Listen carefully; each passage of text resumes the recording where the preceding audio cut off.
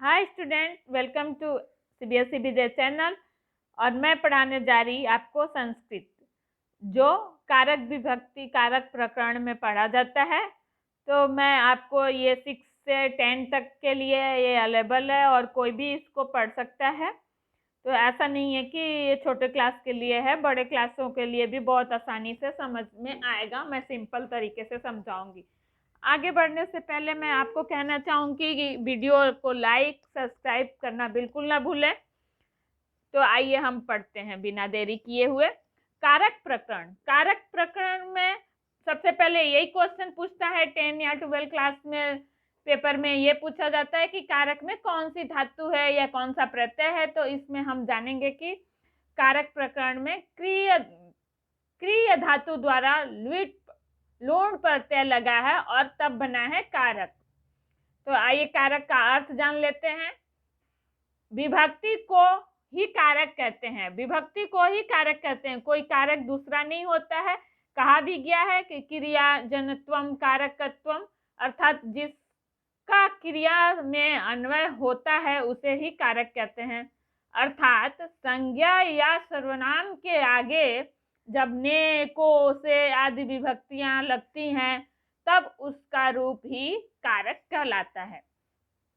विभक्ति के लगने से ही कोई शब्द कारक पद पाता है, मानो बनता है और वाक्य में आने योग्य होता है। संस्कृत में बिना विभक्ति लगे हुए कोई भी कारक ऐसे सीधा सीधा पद कोई भी प्रयोग नहीं होता है। जैसे बालक का रूप बनता है, उसमें प्रत्यय लगता है, उसका विभक्ति प्रयोग होता है, जो प्रथमा द्वितीया तृतीया ऐसे सातों विभक्तियां जो 6 हो वो सब बिना लगे, इसमें कुछ भी नहीं होता है, कोई रूप नहीं चलेगा, कोई धातु नहीं बनेगी। तो इसीलिए क्रिया का ये विभक्ति प्रकरण और कारक जानना बहुत जरूरी है। तो कारक के प्रकार जान लेते हैं। संस्कृत में कारक 6 प्रकार के होते हैं। पहला है कर्ता, दूसरा है कर्म, तीसरा है करण, चौथा है संप्रदान और पांचवा है अपादान और छठा है अधिकरण कारक आदि। बस इतने 6 कारक ही संस्कृत में होते हैं। तो एक बार इसको ध्यान याद रख कर लेंगे कि कर्ता कर्म करण संप्रदान अपादान अधिकरण ये 6 कारक हैं। और सब आपको ये समझ में नहीं आएगा कि संबंध और संबोधन कहाँ गया। तो संबंध और संबोधन 2 उपकारक हैं। इसको विद्वानों ने इन दोनों कारकों को कारक नहीं माना है, क्योंकि इन दोनों का क्रिया से साक्षात यानी सीधा संबंध नहीं बनता है। जैसे कर्ता ने, इस तरह का चिन्ह इसमें संबंध और संबोधन में नहीं आता है, तो इसीलिए इसको कारक नहीं मानते हैं। सिर्फ 6 ही मूल रूप से कारक हैं। और एक बात और जान लीजिए, दूसरा देखिए, अव्ययों को छोड़कर कोई भी शब्द या धातु ऐसी नहीं है जिसका बिना रूप चलाए प्रयोग किया जाए। अव्यय ही सिर्फ ओनली एक चीज संस्कृत में सिर्फ और सिर्फ अव्यय याद रखिएगा, उसी का कोई रूप नहीं चलता है। वो सीधा सीधा अव्यय, स्त्रीलिंग पुल्लिंग नपुंसकलिंग जो में भी प्रयोग होना है, सीधा अव्यय वैसे ही प्रयोग होगा।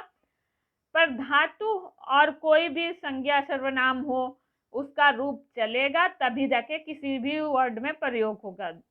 जैसे कि अतः हमको शुद्ध अनुवाद के लिए यह आवश्यक है कि वचन पुरुष विभक्ति का ज्ञान हमें होना चाहिए, नहीं तो हम अनुवाद नहीं कर पाएंगे। छात्रों को हिंदी से संस्कृत में अनुवाद करने के लिए निम्नलिखित बातों का अवश्य ध्यान रखना चाहिए। पहला क्या बात है, सर्वप्रथम देखना चाहिए कि वाक्य में लकार यानी कि काल, जिसको संस्कृत में लकार कहा जाता है, हिंदी में काल कहा जाता है, उसका प्रयोग किसमें है, वर्तमान में है, लट में है, लिट में है, लंग में है, लुंग में है, कौन सा काल का वर्णन इसमें आ रहा है, उसको हमें जरूर ध्यान रखना चाहिए। और उसके बाद से दूसरा नंबर इस बात पे ध्यान रखना चाहिए कि वाक्य में कर्ता कौन सा है, कर्ता खोजेंगे पहले, फिर कर्ता किस पुरुष और किस वचन में है ये ध्यान रखेंगे, फिर कर्ता किस लिंग का है ये भी ध्यान रखेंगे, तब जाके हम कोई भी अनुवाद कर पाएंगे या ये पहचान पाएंगे कि इसमें कौन सा रूप चलेगा, कौन सा वचन लगेगा, ये बिना कर्ता का ध्यान रखे हम नहीं कर पाएंगे। तो आगे का इसका हम नेक्स्ट वीडियो में पढ़ेंगे, जल्दी वो आपके सामने उपलब्ध होगा। तो आप इस वीडियो को लाइक और सब्सक्राइब बिल्कुल करें। Thank you so much.